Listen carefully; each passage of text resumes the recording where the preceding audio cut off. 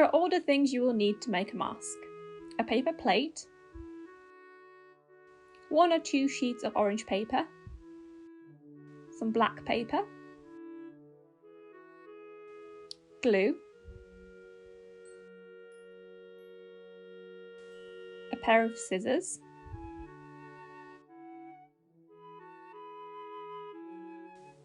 a black felt tip pen or pencil, a spare pencil, and some sellotape. If you don't want to use coloured paper, you can use orange and black pens and pencils instead.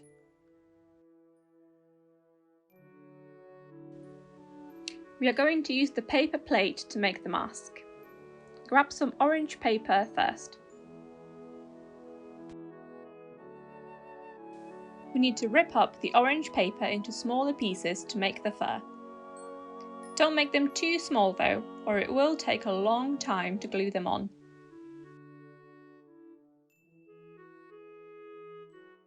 Here is a tiger fact for you. Horace, the stuffed tiger in our museum, is an Indian tiger, and she is actually a female tiger too. Her fur has a tan or orange collar, and she has black stripes. The orange collar and stripes help tigers to camouflage, which means they can easily hide in their surroundings.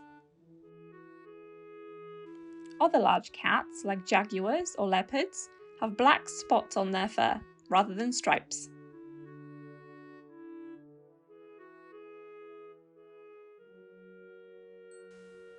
To glue the orange paper onto our plate, cover a small section of the plate in glue first to stop it from drying out. And then you can start sticking the paper on, pressing it down with your fingers.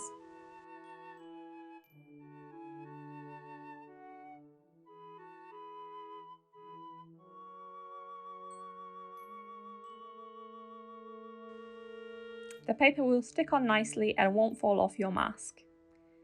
Keep going until you've covered the entire paper plate in orange paper. Cover a small section with glue and start sticking on some more.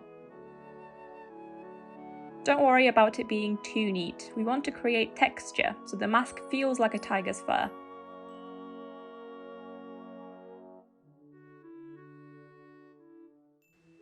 Here are some more tiger facts while you're busy. Did you know that tigers are the largest wild cats in the world? They also have very sharp claws and teeth, and they like to eat meat.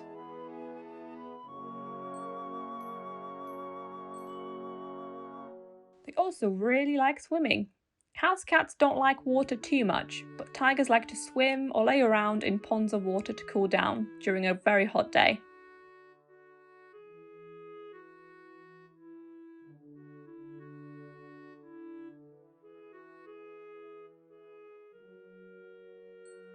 Keep sticking until you've covered the entire plate.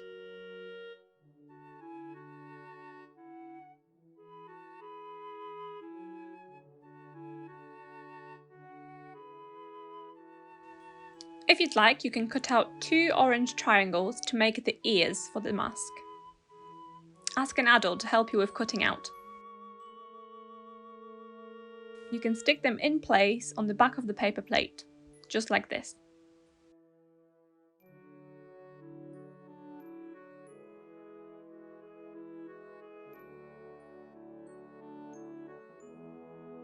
It's time for the stripes. Grab some black paper and cut out long triangles. You can ask an adult to help you with the cutting out. You will need about 7 or 8 stripes.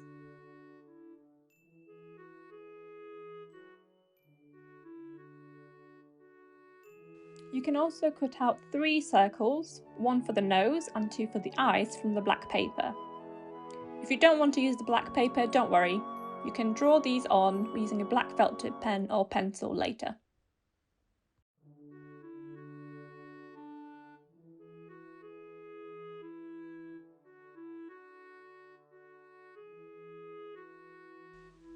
To stick on the stripes, put some glue on one side of a stripe and place it on the plate so that the pointy end is facing the centre of the plate.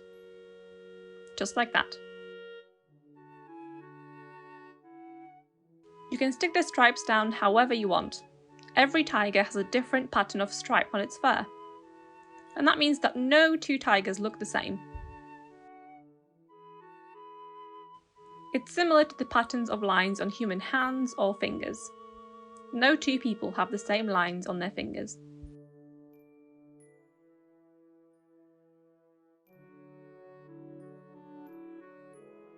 Stripe patterns are not just on the tiger's fur as well. If a tiger's fur is shaved, the stripe pattern is still visible on their skin.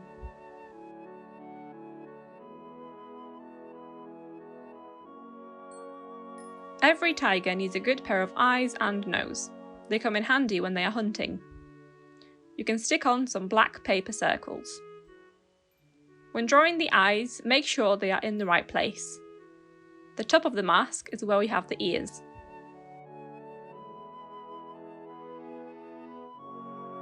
You can use a black felt tip pen or pencil to draw the eyes, nose, and mouth.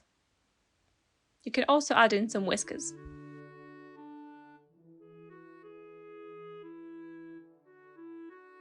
Our tiger mask needs something we can hold it with. We will use a pencil and some sellotape for this.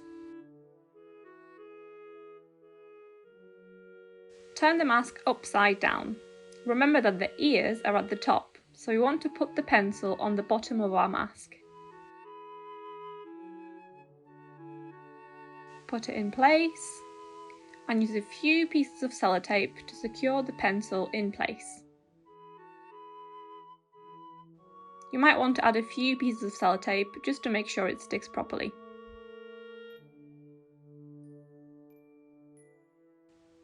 Well done, your tiger mask is finished! I think Horace would be impressed with your mask. You can hold it in front of you and pretend to be a ferocious tiger next time you play.